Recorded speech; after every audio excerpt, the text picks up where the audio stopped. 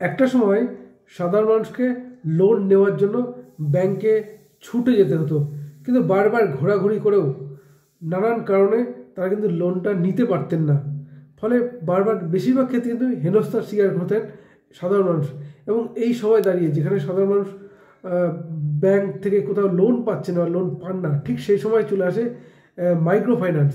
এবং এই মাইক্রো ফাইন্যান্সের মাধ্যমে সাধারণ মানুষ খুব সহজে স্বল্প সুদে লোন নিতে সক্ষম হন, এবং যার ফলে এই ক্ষুদ্র ঋণদানকারী সংস্থার মাধ্যমে বহু মানুষ প্রতিষ্ঠিত হয়েছেন, এ বিষয়ে বলার অপেক্ষা রাখে না। কিন্তু এই ক্ষুদ্র ঋণদানকারী সংস্থা খুলে সারা বিশ্বে সারা ফেলে দিয়েছিলেন যেই মানুষটা, সেই মানুষটা এখন একটি দেশকে জঙ্গি রাষ্ট্রে পরিণত করে চলেছেন। কার কথা বলছি আমরা ঠিক বুঝতে পেরেছেন, গ্রামীণ ব্যাংক তথা মাইক্রো ফাইন্যান্সের জনক যাকে বলা হতো সেই মোহাম্মদ ইউনুসকে।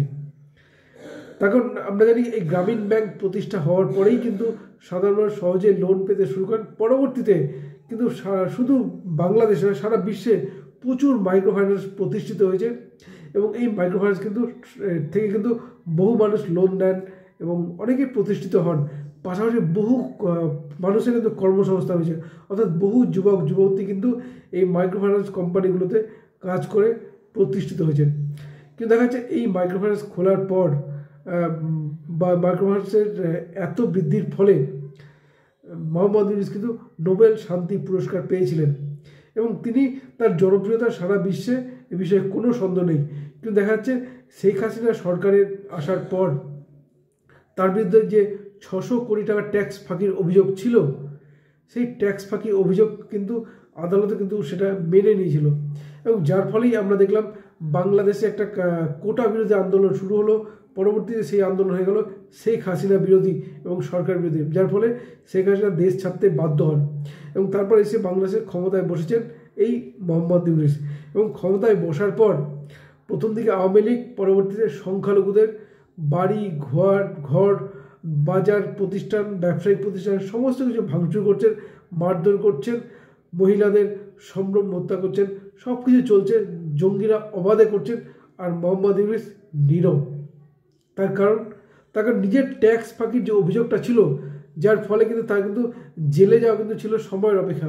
কারণ সেই কারণে তিনি পেছন থেকে চক্রান্ত করতে শুরু করেন বাংলাদেশের জনগণের দ্বারা নির্বাচিত সরকারের বিরুদ্ধে, এবং সেখানে বিভিন্ন জঙ্গি সংগঠনকে আর্থিক মদত হোক বা আমেরিকার মদত, সমস্ত মদত জোগাড় করে দিয়ে যে আন্দোলনটা প্রতিষ্ঠিত করেন। এবং সেখানে দেখা যায় যে বাংলাদেশের পুলিশ বা বাংলাদেশের সেনাবাহিনী যেই বুলেট ব্যবহার করে, কিন্তু দেখা যাচ্ছে যারা গুলি খেয়ে আক্রান্ত মৃত্যু হয়েছে যাদের, তাদের দেহে কিন্তু সেই বুলেট ছিল না।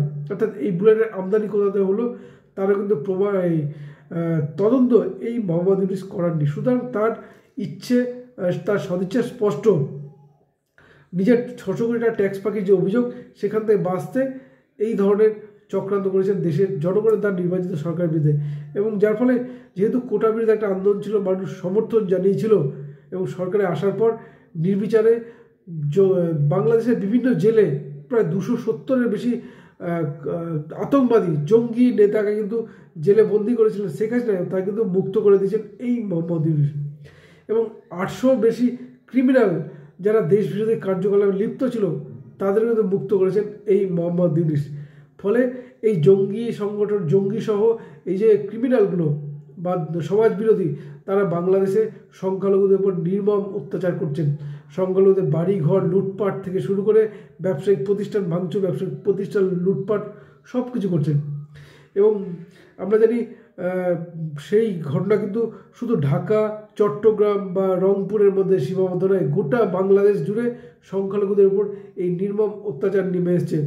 এবং তা নিয়ে কিন্তু মোহাম্মদ ইউনুস নীরব থাকার কারণ তিনি এই জঙ্গি সংগঠনকে মদতটা দিয়ে শেখ হাসিনাকে সরিয়েছেন। সুতরাং তিনি যদি জঙ্গিদের বিরুদ্ধে কোনো পদক্ষেপ নেন, সেনাবাহিনীকে যদি লেলিয়ে দেন, তাহলে জঙ্গি সংগঠনের হাতে শেখ মোহাম্মদ ইউনুসের বিরুদ্ধে কোনো তথ্য প্রমাণ নিশ্চয়ই থাকবে। তিনি ফান্ডিং, আর্থিক সহায়তা দিয়ে থাকুন বা তার সাথে চক্রান্ত বৈঠক করে থাকুন, সমস্ত কিছু তথ্য প্রমাণ হয়তো এই জঙ্গিদের হাতে রয়েছে। আর যার ফলে মোহাম্মদ ইউনুস না পারছেন কিছু বলতে, না পারছেন কিছু করতে। ফলে জঙ্গিরা অবাধে কিন্তু বাংলাদেশে লুটপাট চালাচ্ছে। আর এই জঙ্গিরা যদি আরও কিছুদিন লুটপাট চালায়, তাই বাংলাদেশ খুব শীঘ্রই আফগানিস্তান বা সিরিয়াতে পরিণত হতে চলেছে। আর তার জন্য দায়ী থাকবেন নোবেলে শান্তি পুরস্কার পাওয়া একজন অপদার্থ নোবেলজয়ী অর্থনীতিবিদ এই মোহাম্মদ ইউনুস। তার কারণ যেহেতু তিনি সরকারে বসে রয়েছে, প্রধান উপদেষ্টা হয়ে রয়েছেন, সেনাবাহিনী পুলিশকে কড়া পদক্ষেপ নিতে বলতেই পারেন, কিন্তু নিজে কিচ্ছু করতে পারবেন না। তার কারণ জঙ্গিদের হাতে তিনি যে সমর্থনটা দিয়েছেন জঙ্গিদের, তা কিন্তু তথ্য প্রমাণ জঙ্গিদের হাতে রয়েছে। অর্থাৎ তাকে নোবেলজয়ী অর্থনীতিবিদ না বলে জঙ্গি নেতা বললে খুব একটা ভুল হবে না। আমরা যদি লাদেনকে, ওসামা বিন লাদেনকে জঙ্গি বলি, আমরা যদি নাসারাল্লাহকে হামাস নাসারাল্লাহকে জঙ্গি বলি, ঠিক একই রকমের জঙ্গি কিন্তু বলা যায় এই মোহাম্মদ ইউনুসকে। তখন তিনি প্রত্যেকটা জঙ্গি সংগঠনকে মদত দিয়ে বাংলাদেশের সংখ্যালঘুদের নিধনের যজ্ঞে নেমে পড়েছেন এবং সাংবাদিকদের সামনে বলছেন কোথাও কিছু হয়নি, তার কাছে খবর আছে, তিনি খোঁজ নিয়েছে, কিছু নেই, সবই মিথ্য। এটা হতে পারে? ঢাকার মতো জায়গায়, যেখানে বাংলাদেশের রাজধানী, সেই ঢাকায় স্কনে আগুন জ্বালিয়ে দিল এই আতঙ্কবাদীরা। মোহাম্মদ ইউনুস নীরব, তার পুলিশ প্রশাসন, তার সেনাবাহিনী নীরব, তারা সব কিছুই করছেন এই মোহাম্মদ ইউনুস। সুতরাং আগামী দিনে তার নামের পাশে নোবেলজয়ী অর্থনীতিবিদ না লিখে জঙ্গি মোহাম্মদ ইউনুস লিখলে খুব একটা ভুল হবে না। কি বলবেন আপনারা? আপনাদের মতামত জানাতে পারেন আমাদের কমেন্ট বক্সে। ধন্যবাদ, ভালো থাকবেন সবাই।